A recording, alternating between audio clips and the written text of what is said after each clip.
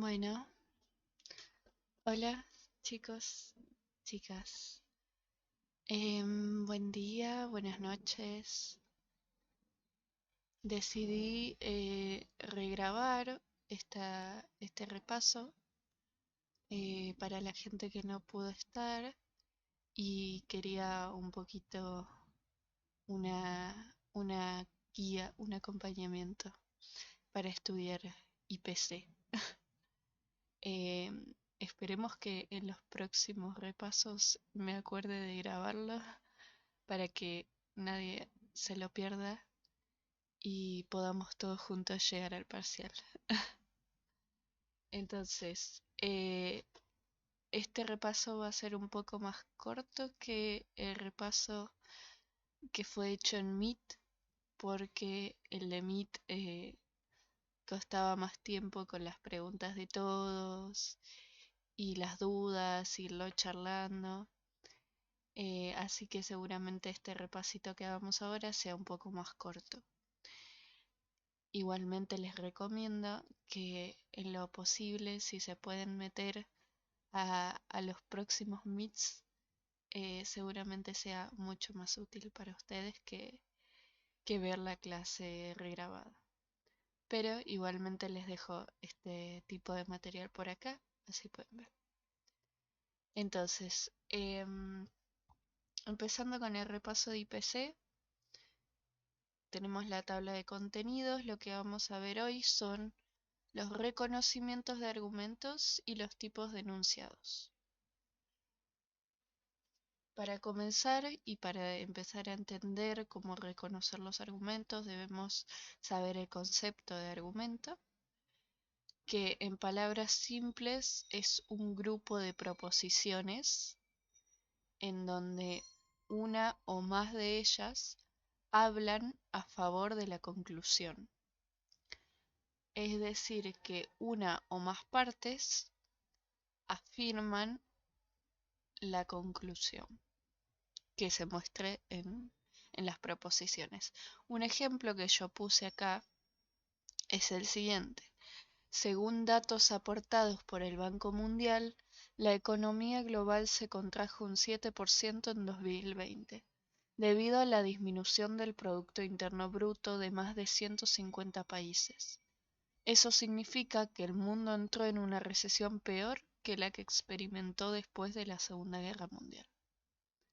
Acá tenemos una suerte de premisa con los datos que se proponen y una conclusión cuando se refiere a eso significa que y procede a explicar. Eh, es importante que sepamos discrepar de premisas y conclusiones para poder entender la construcción de los argumentos cuando explicamos los tipos de argumentos. Bien. Pasando a los tipos de argumentos, y acá voy a hacer una pequeña aclaración, es importante que lean sus resúmenes porque dentro de cada uno de estos tipos de argumentos hay subtipos de argumentos como el modus potens, modus tollens, el silogismo hipotético y otros más. Por ejemplo, en el caso de los argumentos deductivos. Entonces, es importante que ustedes lean el resumen. No me voy a extender explicando esto para evitar confundir, pero si se necesita que lo explique en otra grabación, no tengo problema de hacerlo.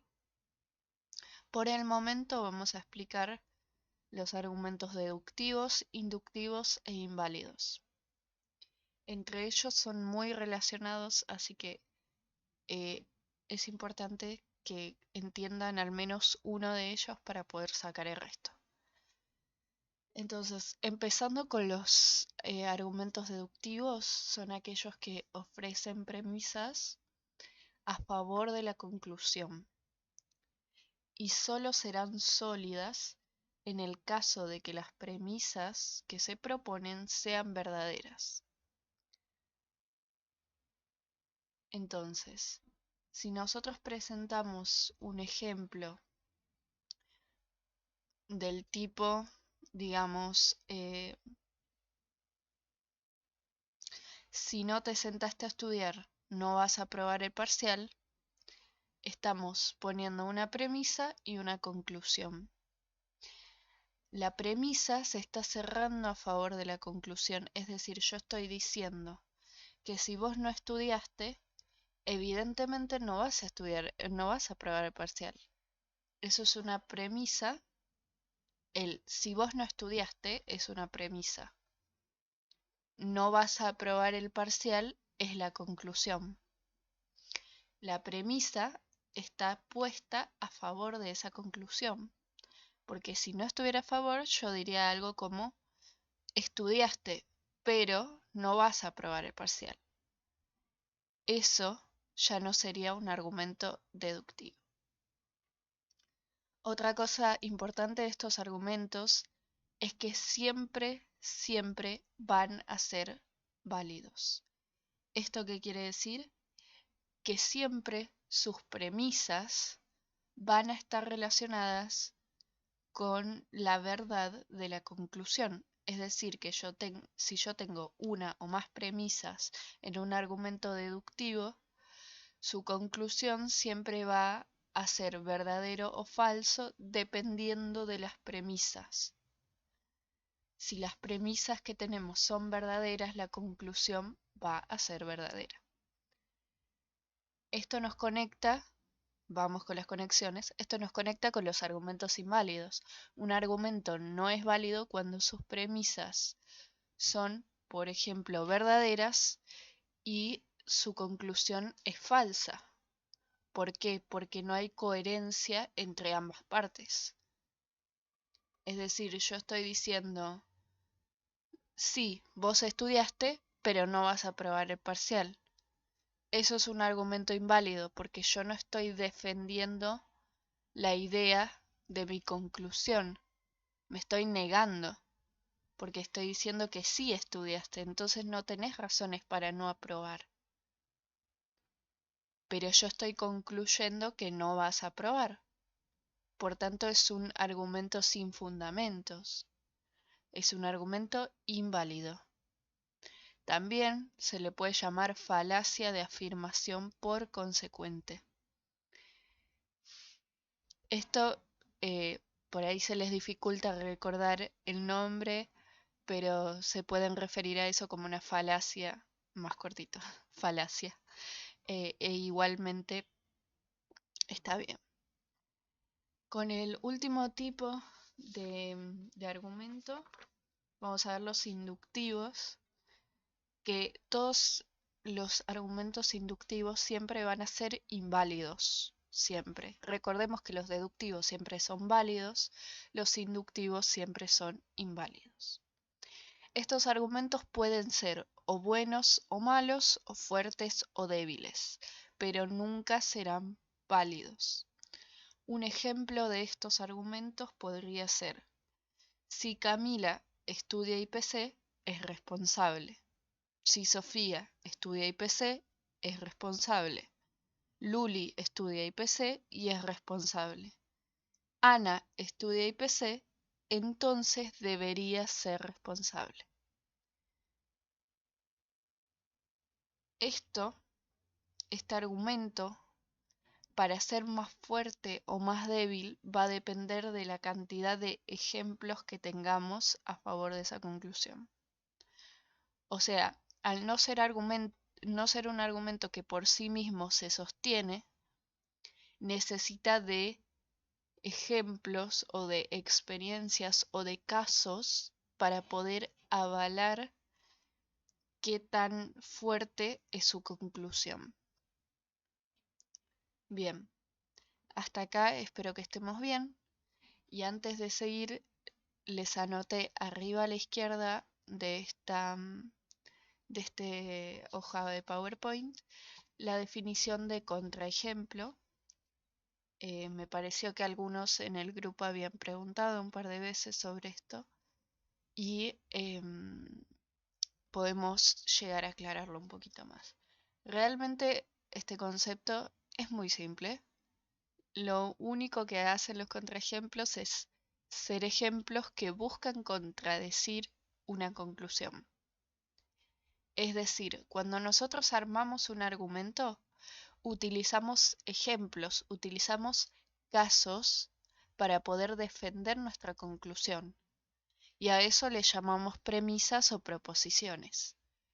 Entonces, un contraejemplo es una proposición que intenta demostrar que lo que se está diciendo es verdadero o falso, y por tanto invalidar ese argumento, o sea, contradecir lo que el otro dice. Bien, espero que esto se haya entendido. Y ahora vamos con la siguiente parte.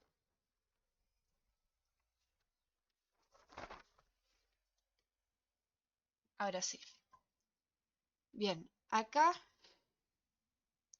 nos vamos a detener un ratito porque esta parte es larga, pero traten de prestar la mayor atención posible porque acá es cuando se suele complicar con el tema de A, B, C y todo eso. Bien, bueno, dentro de las oraciones nosotros vamos a tener oraciones simples y oraciones complejas. Las simples son aquellas que no contienen expresiones lógicas y que no se pueden descomponer en otros enunciados. Por dar un ejemplo, digamos, a mí me gusta el color azul. Eso es una oración simple. No tiene expresiones lógicas y no es posible descomponerla en otro enunciado. Entonces, los enunciados complejos sí constituyen una combinación de enunciados mediante el uso de expresiones lógicas. Es muy importante que recuerden esto porque va en las preguntas de los cuestionarios que están en el CIU guaraní. Por lo tanto, hay posibilidades de que algo de eso se dé en el examen. Así que traten de acordárselo. En cuanto a las oraciones complejas, que son las que vamos a analizar porque son las únicas que se pueden analizar de forma detallada, digámosle, tenemos 4 principales tipos de oraciones complejas y otras varias que vamos a ver por arriba nomás. En cuanto a las 4 principales, tenemos las condicionales, las disyuntivas, las conjuntivas y las negativas. Vamos a empezar con las condicionales, que son quizás las más simples, y son así. Dentro de las condicionales nos dividimos en condicionales suficientes, condicionales necesarias y condicionales necesarias y suficientes. Esos 3 son los tipos de oraciones condicionales. Recordemos que cuando algo tiene 2 características, se le va a llamar bicondicional porque es condicional y necesaria, en el caso de una de las oraciones condicionales. Empezando por las condicionales suficientes, vemos que no afirma ninguna de las proposiciones que se combinan, sino que simplemente acepta que se relacionan. Y la verdad de una de esas proposiciones no implica la verdad de la otra. Un ejemplo de esto es, si un tsunami azota a Buenos Aires, ésta se inundará. Entonces, solo será falsa la oración si B sucede y A no. Si el tsunami azota Buenos Aires, pero no se inunda. En ese caso, la oración será falsa. En este tipo de oraciones entendemos que uno no depende del otro, es decir, B no depende de A. Sin embargo, se relacionan. En el caso de las condiciones necesarias, es el contrario. Solo si B sucede, A será verdadera. Por tanto, se necesitan la una a la otra para poder ser verdaderas. Si A es verdadera y B es verdadera, la conclusión será verdadera. Si A es verdadera y B es falsa, la conclusión será falsa. En cuanto a las condiciones necesarias y suficientes, se les llama bicondicionales y su modelo será siempre y cuando B sucederá A. Siempre y cuando comas toda tu comida, podrás comer postre. Entonces, si B es verdadera, A sucederá. Bien, espero que esta parte se haya entendido porque es posible que esto de A, B, C maree un poco.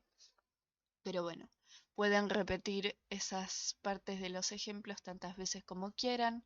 Si igualmente cuesta entender, pueden mandarme un mensajito, ver los apuntes, ver los resúmenes que subí en el Drive y ahí quizás está explicado de forma más clara visualmente. Ok, siguiendo vamos a ir con las oraciones conjuntivas. Estas oraciones también son bastante fáciles de recordar. Se trata de proposiciones combinadas por una conjunción a las que se les llama conjuntos. En las conjunciones siempre se afirmarán dos o más proposiciones. El modelo de las conjunciones será solo si A y B son ciertas, será verdadero. En otro caso, la oración es falsa. El ejemplo que vamos a poner sobre esto es el siguiente. El artículo 87 y 88 del Código Penal argentino penaliza el aborto. 87 y 88 sería A y B. Al revés, perdón. B y A. Otro caso que podríamos poner es, por ejemplo, los gatos y los perros son mamíferos. Eso es una oración conjuntiva, porque solo A y B son ciertas. Es decir, solo los gatos y los perros son mamíferos. En otro caso, la oración será falsa. Si decimos los gatos son mamíferos pero los perros no, entonces será una oración inválida. No, perdón, será una oración que no es conjuntiva y no es en este caso correcta. Será falsa. Bien, siguiendo con el tercer tipo de oración, tenemos las disyuntivas. En este caso no tenemos la I de por medio entre A y B, sino que tenemos la O. Será B o A. Es decir, Juana ha estudiado más o mejor. No sé. A mí me gusta más el agua o la gaseosa. Esos tipos de oraciones son disyuntivas. Dentro de las disyunciones tenemos las inclusivas y las exclusivas. Ese modelo que yo acabo de decir de A o B se modifica ligeramente en las disyunciones exclusivas. En las inclusivas queda igual, B o A. En las exclusivas se afirma que solamente una de las proposiciones es verdadera y excluye que la otra lo sea. O sea, es A o B. ¿Se entiende? O bien A o bien B. Entonces, en las disyunciones inclusivas,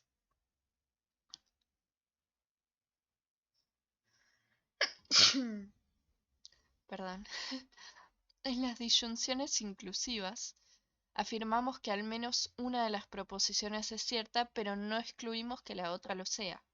En cambio, en las exclusivas sí excluimos que la otra lo sea. Solo decimos que una es verdadera. Por tanto, en las disyuntivas inclusivas, si A es verdadera y B es verdadera, la conclusión va a ser A o B verdadera. En las exclusivas, solamente la conclusión será verdadera si una de las proposiciones es verdadera y la otra falsa. Bien, espero que hasta acá estemos. Y el cuarto tipo principal de oraciones complejas, hablamos de negaciones, es la más simple de todas. Su única función es negar que lo que se dice es el caso.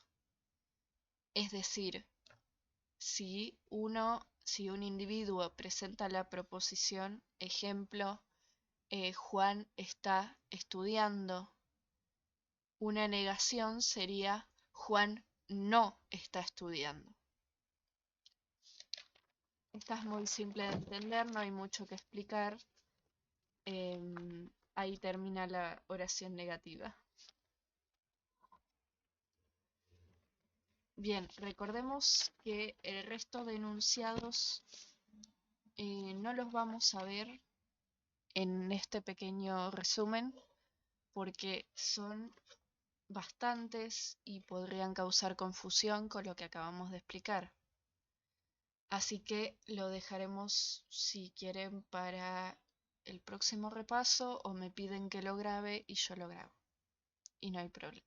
Pero por ahora nos vamos a quedar así. Ahora pasamos a los cuestionarios.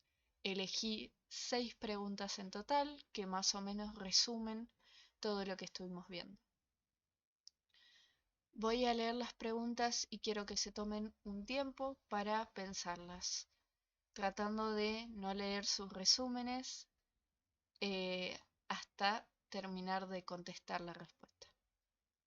Muy bien. Sesión 2 del cuestionario. Teniendo en cuenta la caracterización que se ofrece del concepto enunciado, elige la o las opciones que completa o completan de modo correcto la siguiente oración.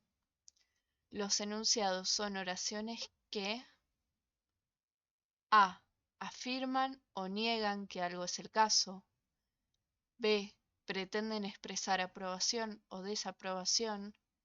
C. Pretenden cambiar la conducta del interlocutor. D. Expresan un sentimiento o estado de ánimo. O E. Pueden ser verdaderas o falsas. Acá pueden pausar el video y tratar de resolverlo. Yo voy a pasar directamente a la respuesta.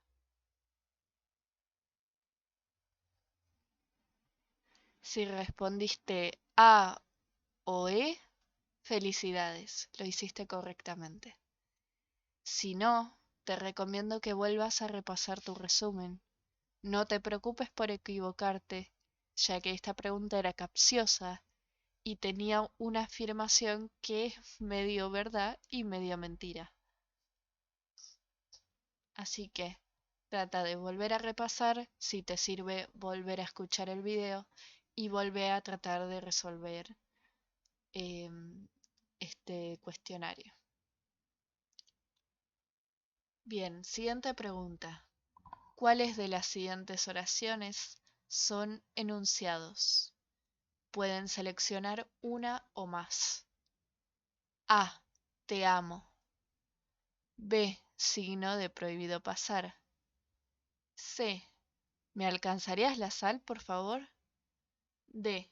Cada 225 millones de años, el sistema solar completa un giro alrededor del centro de la galaxia. E. El coronavirus se originó en China. F. Llámame cuando llegues. G. Te ordeno que te bajes de ahí. H. Basta de gritar. I. Hace 75 millones de años se extinguió el último dinosaurio no aviario. Muy bien, les voy a dar unos segundos. Pueden pausar el video.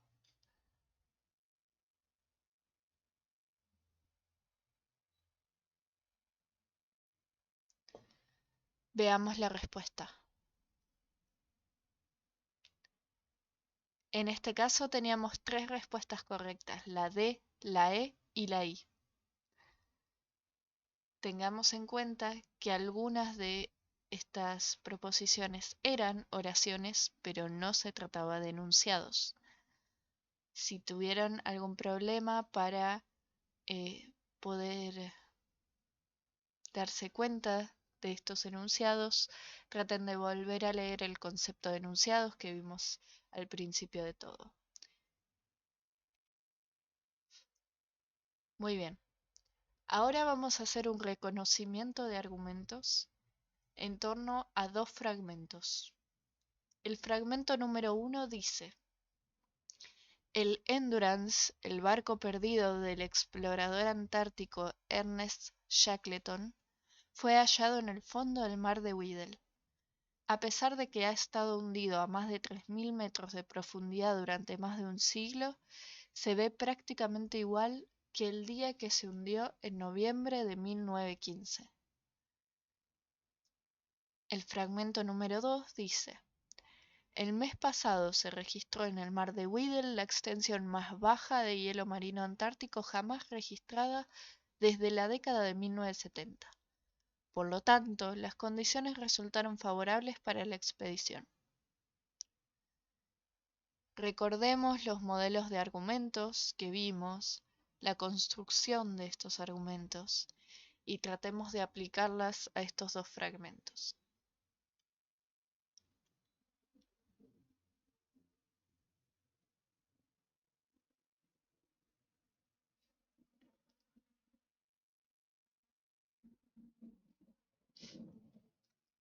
Muy bien, veamos las respuestas. Si pensaste en el fragmento número 2, bien hecho. Efectivamente, el fragmento número 2 tiene la construcción de un argumento. Recordamos que dijimos que el argumento estaba construido por una o más proposiciones y una conclusión. En el caso del fragmento número 1, si bien se proponen varias cosas, no hay un elemento conclusivo. En cambio, en el segundo fragmento vemos que hay una discrepancia entre la premisa y la conclusión, lo que nos indica que efectivamente es un argumento. Pasando con la sesión 3, donde hablamos de los tipos de oraciones simples y complejas, vamos a hacer la siguiente actividad recordando todo lo que vimos. Teniendo en cuenta lo que repasamos antes, ¿qué características de los enunciados simples y complejos son correspondientes a cada uno? 1.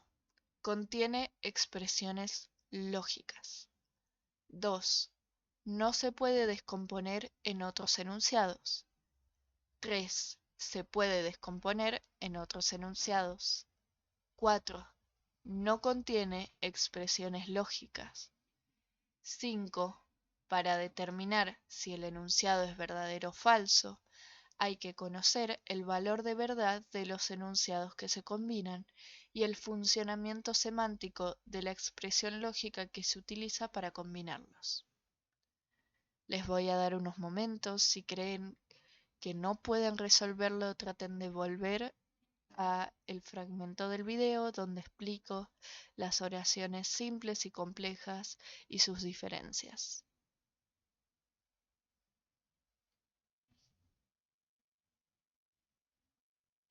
Bien, veamos las respuestas. Habíamos comentado que las oraciones simples no contenían expresiones lógicas y no se podían descomponer en otros enunciados. En cambio, las complejas sí contenían expresiones lógicas y sí se podían descomponer en otros enunciados. la afirmación 5 corresponde también a las oraciones complejas, ya que los enunciados solamente son parte de las oraciones complejas. Vamos con el siguiente ejemplo del cuestionario online. Este lo hablamos un poquito cuando hablábamos de conjunciones y disyunciones y oraciones condicionales y todo eso. Tratemos de resolverlo entre todos. Dada la verdad de los enunciados simples, los gatos son mamíferos, los perros son mamíferos, determina si los siguientes enunciados complejos son verdaderos o falsos. A. Los gatos y los perros son mamíferos. B. Los gatos son mamíferos, pero los perros no. Además, determina qué tipo de oración compleja es esta. Te voy a dar un tiempo para que lo resuelvas y vemos la respuesta.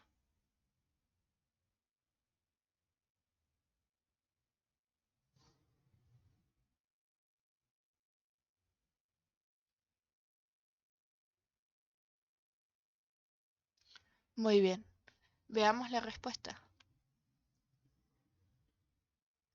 La respuesta A era la verdadera, y esta se trata de una afirmación conjuntiva, una oración conjuntiva. Recordemos que las oraciones conjuntivas nos decían que A y B. Esto quiere decir, si los gatos son mamíferos y los perros son mamíferos, entonces los gatos y los perros son mamíferos. Bien, es una conjunción propuesta por dos oraciones simples. Muy bien, llegamos al final de este PowerPoint. Tenemos algunas cosas más que se pueden agregar a estas dos sesiones, por lo que les recomiendo que lean el resumen, ya sea el que yo subí o el que ustedes tengan, léanlo. Si encuentran algún error que corregir en este PowerPoint, están bienvenidos a decirlo para corregirlo y que todos lo sepamos. Mucha suerte en el parcial. Recuerden que pueden volver a repetir este video todas las veces que necesiten. Si necesitan, si necesitan que grabe alguna parte más, que explique algo de nuevo, que dé otros ejemplos, recuerden que pueden por WhatsApp mandarme un mensajito y no tengo problema en hacerlo. Muchas gracias por haber escuchado el video y no se olviden de seguir practicando. Hasta luego.